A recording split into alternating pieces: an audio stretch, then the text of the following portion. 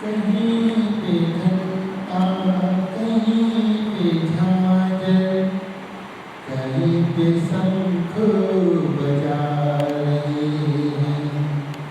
कहीं पे घंटा कहीं पे झांझर कहीं पे शंख बजा रहे हैं। सुबह सुबह ही उठा के हमको सुबह सुबह ही उठा के हमको जिनालयों में बुला रहे हैं। जिनालयों में बुला रहे हैं।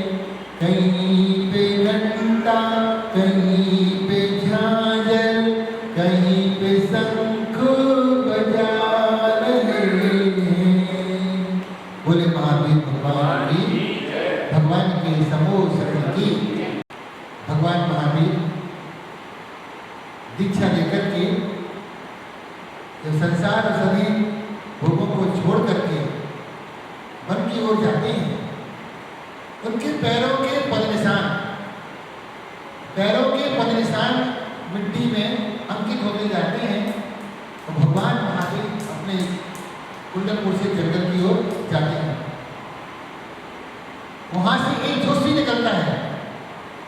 वो जोशी कहता है कि इतने अच्छे पक्षी किसके हैं, और वो उन पद चिन्हों को ध्यान से देखता है तो उसमें देखता है इसमें तो राजयोग मिला है। यहाँ से निश्चित कोई राजा या चक्रवर्ती गया है। चलो अपन चलते हैं, कुछ ना कुछ दक्षिणा जरूर मिलेगी। वह वहां जाकर के देखता है, उन पद चिन्हों के पीछे पीछे जाकर के वहां तो भगवान महावीर सब त्याग करके निर्गत अवस्था में ध्यान योग से बैठे हुए। वह जोशी बोलता है, या तो मेरी ज्योतिष गलत है या मेरी व्यक्ति गलत है। वो असमंजस में रहा कि जिनके चरणों से चक्रवर्ती का चिन्ह लगा है, जिनके चरणों में गज रेखा है, पद्म है, ये तो किसी चक्रवर्ती और राजा महाराजा के पैर हैं। ये तो योगी बना बैठा है। फिर वहां से एक राजन आया और राजा ने जाकर के भगवान महावीर स्वामी के चरणों में मुक्ता मोती चढ़ाए और भगवान को नमस्कार किया। राजा अपने प्रजा को लेकर के आया था, अपने नगर वासियों को लेकर के आया था। जब वो पूजने लगा तो जोशी ने बोला, भैया हमारी ज्योतिष खराब है या ये खराब है? बोले ना तुम्हारी ज्योतिष खराब है ना ये खराब है। तो बोले इसमें तो चक्रवर्ती के चिन्ह आ रहे हैं। अरे बोले भैया ये चक्रवर्ती के चिन्ह नहीं है, जिनके चरणों में चक्रवर्ती खुद नतमस्तक होता है, ये तीर्थंकर महावीर के चरण। ऐसे भगवान महावीर सारी ब्रह्मांड के अंदर में भगवान महावीर स्वामी धरती के देवता नहीं, पूरे ब्रह्मांड के देवता थे। आज भी उनके पंचसूत्र व्यक्ति की दिशा और दशा दोनों बदल सकते हैं। उनका अनेकांत पश्चातवाद आज भी देश की व्यवस्था को संभाल सकता है। क्या बोला भगवान महावीर स्वामी के पंचसूत्र? हिंसा मत करो। यदि अहिंसा का पालन करेगा आज भी देश स्वर्ग बन जाएगा। उन्होंने कहा झूठ मत बोलो। यदि हर आदमी सच्चाई पे जीने लग जाए। आज हमारे भारत में एक गांव ऐसा भी है जहां पर किसी भी घर में दुकान में ताले नहीं पड़ते हैं। करोड़ों का माल रखा रहेगा, सोना चांदी रखा रहेगा। पूरे भारत के अंदर में एक ही गांव ऐसा है जिसके आपको दुकान क्या, संदूक क्या कहीं पर नहीं। शनि सिंगनापुर महाराष्ट्र के अंदर में है। वहां पर शराबी की दुकान में करोड़ों का सोना टका होगा, लेकिन आपको एक भी ताला नहीं मिलेगा। तो बोलते वहीं चलो फिर तो। हाँ, लेकिन ध्यान रखना, वहां पर कोई व्यक्ति चोरी करता है वो उसी समय अंधा हो जाता है। आज भी वहां का असर ऐसा है। आज भी वहां का असर ऐसा है। शनि सिंगनापुर देखिए, वहां पर कोई भी दुकान होगी चांदी की दुकान, रत्नों की दुकान, मिष्ठान की दुकान, किराने की दुकान, किसी भी घर में आपको ताला नहीं मिलेगा। ताला चाबी का नाम ही नहीं है। जैसे कि सरदार के मोहल्ले में नाई की दुकान खोजना, सरदारों के मोहल्ले में नाई मिलेगा ही नहीं, वो तो बाल बढ़ाते हैं, बड़ी बाल कटाते हैं। तो ऐसे ही शनि सिंगनापुर स्थान है भारत के अंदर में जहाँ पर एक भी घर में ताला नहीं लगता है। ऐसे भगवान महावीर स्वामी के समय में अहिंसा का पालन कीजिए, हिंसा से दूर रहिए। जो व्यक्ति नॉनवेज करते हैं, गंदा खाते हैं, आप उनसे पूछो क्या आप अपने सामने किसी जीव को कटते हुए देख सकते क्या? वो कहेगा नहीं। क्या आप उसकी जीभ को अपने कानों में सुन सकते क्या? नहीं।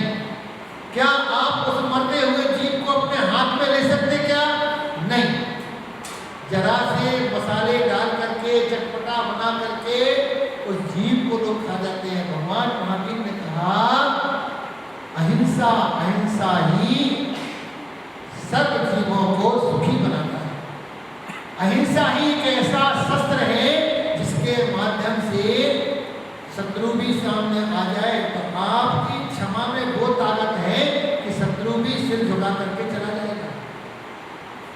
झूठ बोलते महाराज जी कसम खाने से क्या होता है? कसम खाने से कोई मरता नहीं है, कसम खाने से कोई मरता नहीं है, लेकिन विश्वास मर जाता है। झूठी कसम खाने से विश्वास मर जाता है। हिंसा, झूठ, चोरी, धन के लिए एक प्राण बोला है। 10 प्रकार के प्राण तो होते शास्त्रों में, 11वां प्राण होता है उसका धन, 12वां प्राण होता है उसका अनाज, अन्न जिससे वो जीता है, और 13वां प्राण होता है पुरुष की आत्मा, उसके संतान, उसके संतान में उसके प्राण अटके रहते हैं। 10 प्रकार के प्राण तो शास्त्रों में कहे। जब किसी व्यक्ति का कोई चोरी करता है, किसी का पैसा धन हड़प लेता है, दबा लेता है, उस व्यक्ति को कितना दुख होता है। चोरी का फल भगवान महावीर स्वामी बोलते हैं तुमने किसी का 1 लाख रुपया दबा लिया, 1 लाख रुपया आपने चुरा लिया, नहीं वापस किया, कोई बात नहीं है, वो व्यक्ति तो 1 लाख रुपया कमा लेगा, लेकिन आपको उसके घर में बैल बन करके, ऊंट बन करके, गधा बन करके जन्म लेना पड़ेगा। तो जब तक वो कर्जा नहीं चुकेगा तब तक वो बैल बन करके माल ढोता रहेगा। इस जन्म का इस जन्म में ही आपने देखी जन्म कुंडली। जन्म कुंडली क्या है? कई लोग मानते, कई लोग नहीं मानते। जन्म कुंडली आपके पूर्व जन्म का हिसाब किताब है। पूर्व जन्म का हिसाब किताब है, आपने पिछले जन्म में क्या किया। राहु नीच में बैठा, शुक्र अस्त में बैठा, मेघ राशि में बैठा, कुंभ में बैठा, गुरु योग बैठा, ये सब कुंडली में आते हैं पूर्व जन्म से। आपको किसका क्या देना है, किसका क्या लेना है। एक गांव से आसिफ भाई, आगे आओ, आगे आओ, पीछे बैठता हूँ ना, तो तुम छोटे हो दिखते नहीं हो, आगे आओ। एक गांव में एक व्यक्ति की बारात निकल रही थी। भाई हाँ बैठ गए, हमारे सामने बैठा फेस टू फेस। क्या एक व्यक्ति की बारात निकल रही थी, उसी समय डाकुओं ने आकर के हमला कर दिया, सारा धन छीन लिया और लड़की को छीनने लगे।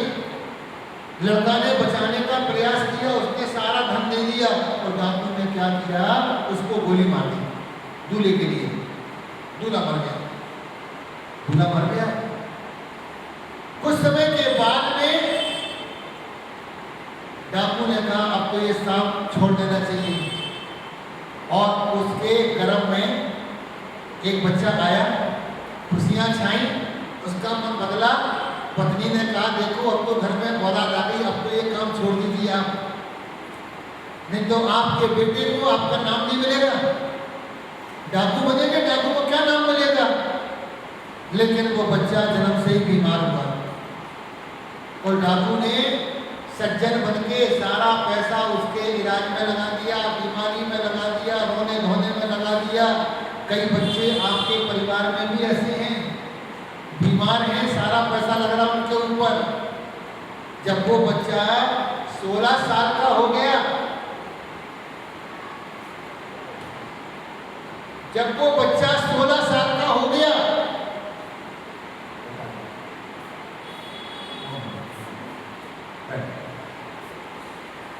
जब वो बच्चा 16 साल का हो गया और वो बोलता है अपने पिता से, पिताजी अब मैं नहीं बचूंगा।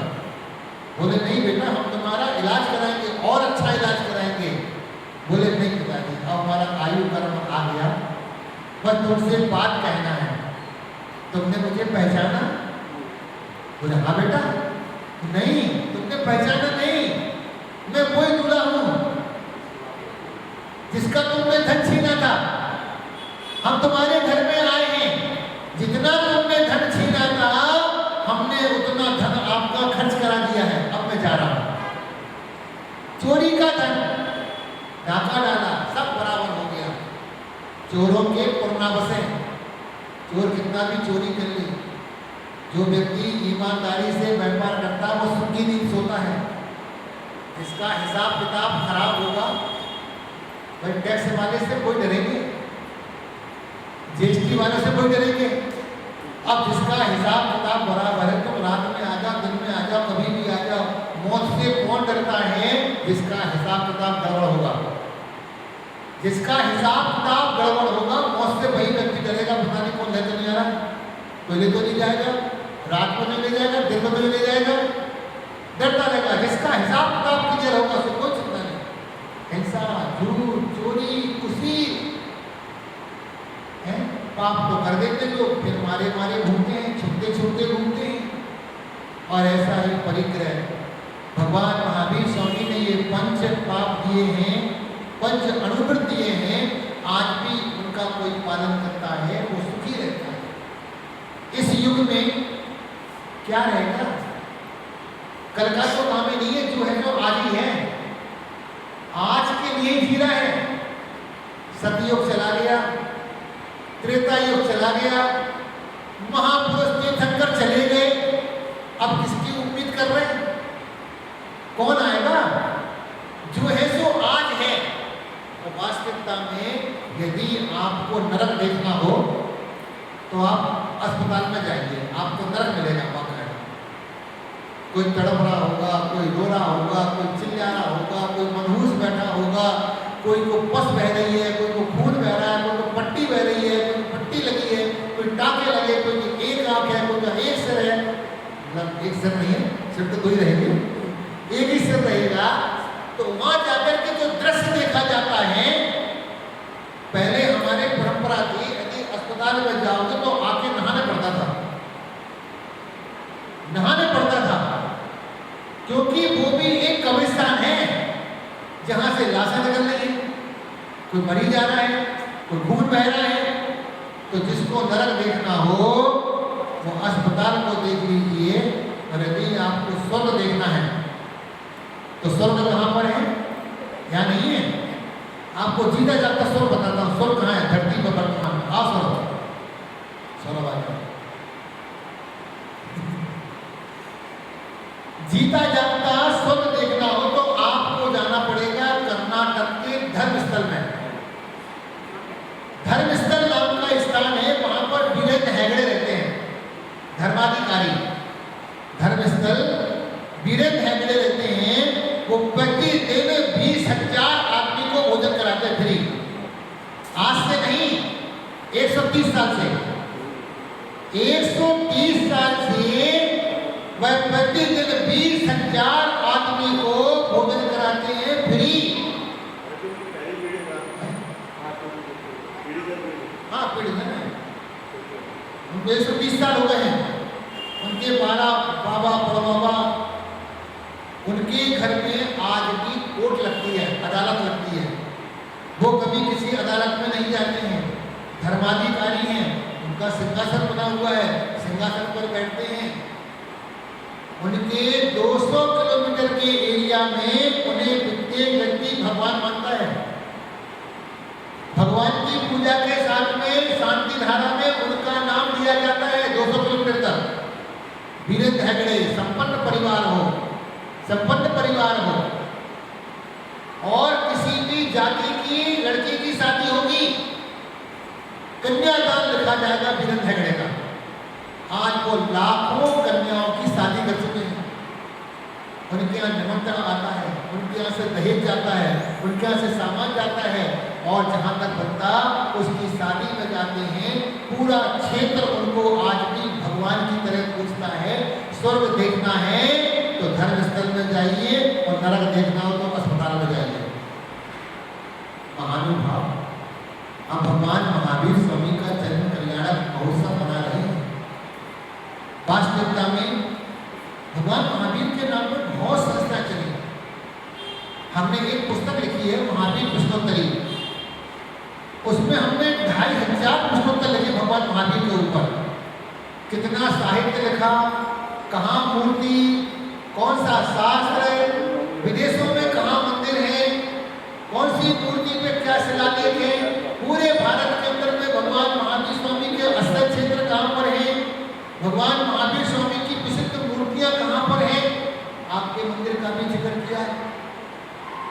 ये भगवान महावीर स्वामी की मूर्ति 1935 में विश्वास नगर में भट्टा लगता था, उसमें मिली थी मूर्ति है।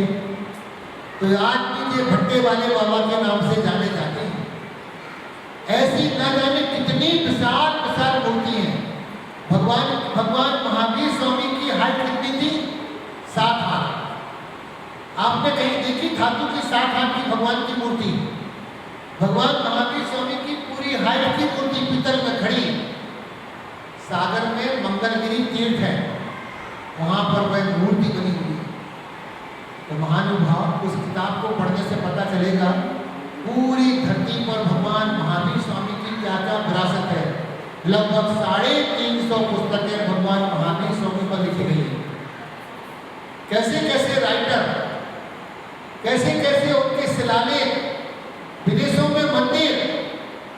भगवान महावीर स्वामी जिनका शासन काल चल रहा है, हम उनकी पूजा करके, उनकी आराधना करके, कल हमने आपको बताया था अमेरिका की सबसे बड़ी लाइब्रेरी है। उस लाइब्रेरी में जितने भी आज तक के साइंटिस्ट हुए हैं, और सारे साइंटिस्टों की फोटो लगी हुई है। उसके ऊपर दुनिया भर के देवी देवताओं की तस्वीर लगी हुई है, और उसके ऊपर भगवान महावीर का फोटो लगा हुआ है। उस पर लिखा है सुपर साइंटिस्ट गॉड महावीरा। भगवान महावीर स्वामी का ये बोलते हैं, दुनिया कहती है कि पानी में जीव होते हैं, पानी में जीव होते हैं। भगवान महावीर स्वामी ने कहा पानी में जीव नहीं होते हैं, पानी ही जीव है, पानी ही जीव है। 36,450 जीव एक बूंद अनछने पानी में होते हैं। प्रोफेसर डॉक्टर खरगोशबी ने माइक्रोस्कोप के माध्यम से, दूरबीन के माध्यम से एक बूंद अनछने पानी में 36,450 जीवों को गिना। इसलिए कहते हैं अनछने पानी का त्याग कीजिए। आप बोलते महाराज जी हमने तो कोई पाप किया नहीं जीवन में, हमें किसकी सजा मिल रही है?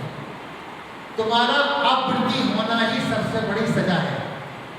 तुम्हारा कोई नियम धर्म नहीं है, वही तुम्हारी सजा है। तुम्हारे नलों में, पीने के पानी में, टॉयलेट बाथरूम में झरने का तो नाम निशान है ही नहीं। बड़ी शर्म आती है, मंदिरों में देखता हूँ बिना अनछना पानी चल रहा है। आप कहीं जाते हैं, आप अपने साथ में एक रूमाल रखते हैं हाथ पोंछने के लिए, दूसरी जेब में एक रूमाल और रखिए। आप बड़ी सी बड़ी सभा में जाते हैं, शादी विवाह में जाते हैं, बड़े फंक्शन में जाते हैं, आप गिलास लीजिए और अपना रूमाल निकालिए, रूमाल लगाइए, दूसरे गिलास से उसमें पानी डाल लीजिए। 10 लोग देखेंगे, भैया क्या कर रहे हो? भैया मेरा छने पानी का नियम है। नियम है। कभी कोई कार्यक्रम में, फंक्शन में आप 1000 रुमाल बना के रख लीजिए और आप सबको दे दीजिए, भैया पानी छानने के लिए रुमाल आपके लिए गिफ्ट अलग से। हम महावीर जयंती पे लाखों रुपए खर्च करते हैं एक दिन के अंदर। हम चाहते हैं रुमाल दीजिए, जहां पर आपको दिखता है दल में छलना नहीं है, आप थैली बांधी दीजिए। कम से कम आदमी बिछानी डाले ना डाले, कम से कम छले पानी का नियम तो लगेगा। कहीं पर आपको दिखता है, किसी भी स्थान पर दिखता है, आप अपने बैग में 10-20 छन्ने रखिए। गुलाब वाटिका में संदीप नाम का लड़का है, उसका नियम है, उसका नियम है, हमारे पास आए इतने छन्ने देगा। बोले क्यों? बोले महाराज जी जगह लगे छन्ने दे देना। आपने शांति मोहल्ला में नाम सुना होगा विष्णु गोयल। आज के समय में टॉप चलता है शांति मोहल्ले में कपड़े के मामले में। आज से 12-15 साल पहले वो सामान्य व्यक्ति था। हमारे गुलशन राय जी हलवा वाले, उन्होंने उसको प्रेरणा दी, भैया तुम सोनागिरी चला करो हमारे साथ में। बोले वहाँ जाके क्या करेंगे? बोले अरे चलो फिर भगवान का दर्शन करो, अभिषेक करो। बोले तुम्हारे मंदिर वाले अभिषेक नहीं करने देंगे, मैं तो गोयल हूँ। कोई बात नहीं, चलो मेरे साथ में, कोई कुछ नहीं बोलेगा। धीरे धीरे उनको प्रेरणा दी, आपका कपड़े का काम है। बोले बाबूजी छोटा सा काम है। बोले कोई बात नहीं, बड़े बड़े थान आते हैं, आप कपड़ा काट करके छोटे छोटे थान बना करके बेचते हैं, उनमें कई कपड़े छोटे मोटे निकल जाते हैं। आप उनको रुमाल टाइप का बना करके मंदिरों में जाकर के दान दे दो, भैया भगवान का प्रक्षालन इस कपड़े से किया करो। उस व्यक्ति ने करना प्रारंभ कर दिया। देखते देखते आज वो शांति मोहल्ले में किंग बन गया। आज सोनागिरी में, बड़े गांव में, मंडोला में, न जाने कई क्षेत्र में, कितने क्षेत्रों पर जाकर के वो छन्ने देते, भैया इन कपड़ों से भगवान का मार्जन करना। अब जिसके कपड़े से भगवान का मार्जन हो रहा है, आपके मंदिर में 100 रुपये लगे या ना लगे, लेकिन उस व्यक्ति का छन्ना तो लगेगा। आप ज्यादा दान ना करें, आप मंदिर में आकर के झाड़ू दे जाए, भैया हमारी झाड़ू से भगवान का दरबार साफ करना है। मुलायम वाले झाड़ू आते हैं, फोम वाले, अरे 10-12 फोम वाले कर दीजिए भैया। घरवाले में हल्के हाथ से लगाया करो, चीटी वगैरह जीव रहती हैं, एक से सुंदर सुंदर झाड़ू आती हैं। आप मंदिर में दान कीजिए, देखिए आपके घर में धन वैभव कैसे भरता है। पैसे देना आसान है, लेकिन मंदिर में सामान देना अच्छा लगाइए। भैया अच्छे कुछ काम बताइए, क्या करना है बताइए, हमारे लिए क्या करना काम। बंधन वाले लगा दो भगवान के दरबार में, बताइए साहब खाली पड़े हैं, सुंदर सुंदर बंधन वाले लाइए, है ना, अच्छे भगवान के दरबार को सजाइए। ये दरबार ही आपके घर को सजा देगा, है ना। किसी गरीब की सहायता कीजिए, कोई रोगी है तो उसको इलाज कराइए, कोई बच्चा पढ़ नहीं पाता तो उसकी फीस माफ कराइए, कुछ अच्छे काम भी करिए। समाज में केवल लुटाने के लिए एक परंपरा और खत्म करिए। बैंड वालों की निछाव बाहुबली में देखा हमने, एक आदमी खड़ा हो जाएगा, पो पो पो पो पो पो करता रहेगा जब तक वो 100 रुपये नहीं निकालेगा। ये परंपरा बंद कीजिए। सारे के सारे एक ही जगह भागते को बैंड वाले, उन्हें नहीं मतलब कि तुम्हारे भगवान की यात्रा निकलने की निकल रही, वो तो जहाँ खड़े हो गए दुकान पे पंप को बजाते रहेंगे 100-200 रुपया।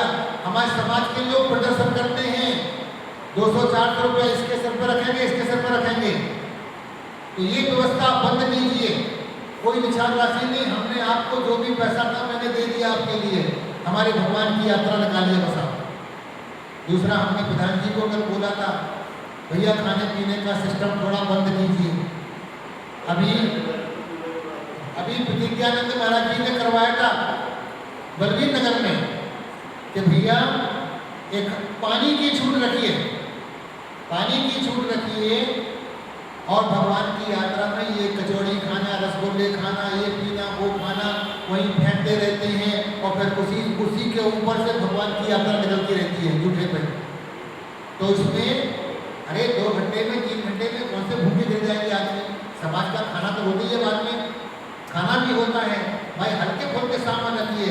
और कई जैन समाज के भिखारी आते हैं उसमें, भगवान की रथ यात्रा में जैन समाज के भिखारी वो थैला ले लेंगे, कहीं बोतल बटोरेंगे, कहीं फल बटोरेंगे, कहीं मिष्ठान, कहीं डिब्बा, कहीं डिब्बी कुछ मिल जाए वो भरते रहेंगे। ऐसे भिखारियों को डांटिए, उनको भगाइए, भैया हमने आपके लिए शुद्ध आहार की व्यवस्था की है, ना कि थैला भरने की व्यवस्था की है। ऐसी परंपराओं को, गंदी परंपराओं को समाज को बंद करना पड़ेगा, तब जाकर के भगवान महावीर स्वामी की यात्रा निकलेगी। ऐसी यात्रा से बोले महावीर भगवान की मेरा मंगल सबका मंगल होवे, तेरा मंगल मेरा मंगल सबका मंगल होवे, सुखिया होवे सारी दुनिया कोई दुखी ना होवे, तेरा मंगल मेरा मंगल सबका मंगल होवे, कण कण मंगल क्षण क्षण मंगल जन जन मंगल होवे, हे प्रभु निज मंगल से पहले जग का मंगल होवे, तेरा मंगल मेरा मंगल सबका मंगल होवे, जिन माँ बाबुल ने जन्मा है, जिन माता पिता ने हमें जन्म दिया है, जिन माँ बाबुल ने जन्मा है उनका मंगल होवे, जिन बंधु ने पाला पोसा उनका मंगल होवे, तेरा मंगल मेरा मंगल सबका मंगल होवे, सुखिया होवे सारी दुनिया कोई दुखी ना होवे, तेरा मंगल मेरा मंगल सबका मंगल होवे, जिन मित्रों ने हमें संभाला, जिन मित्रों ने हमें संभाला उनका मंगल होवे, जिन गुरुओं ने ज्ञान दिया है, जिन गुरुओं ने ज्ञान दिया है उनका मंगल होवे, तेरा मंगल मेरा मंगल सबका मंगल होवे, सुखिया होवे सारी दुनिया दुखिया कोई न होवे, तेरा मंगल मेरा मंगल सबका मंगल होवे, जो धरती नभ आश्रय देते, ये धरती और गगन जो हमें इतना सहायता कर रहा है, ये भूकंप आ जाए तो सब समा जाएगा, ये धरती भी, ये आसमान भी, ये हवा, ये पानी, ये वायु, ये वनस्पति हमें जीवन दान दे रहे हैं।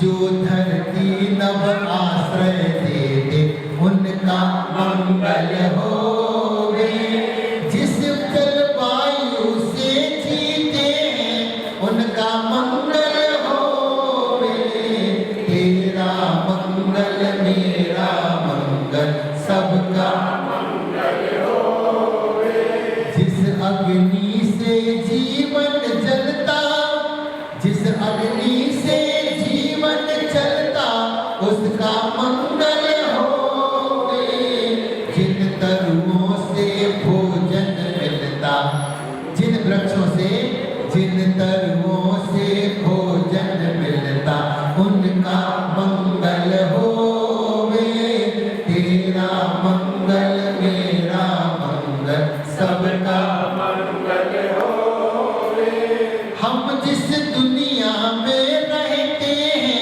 उसका मंगल होवे, हम जिस भारत देश में रहते, हम जिस भारत देश में रहते उसका मंगल होवे, हम जिस प्रांत राज्य में रहते उसका मंगल होवे, हम जिस नगर शहर में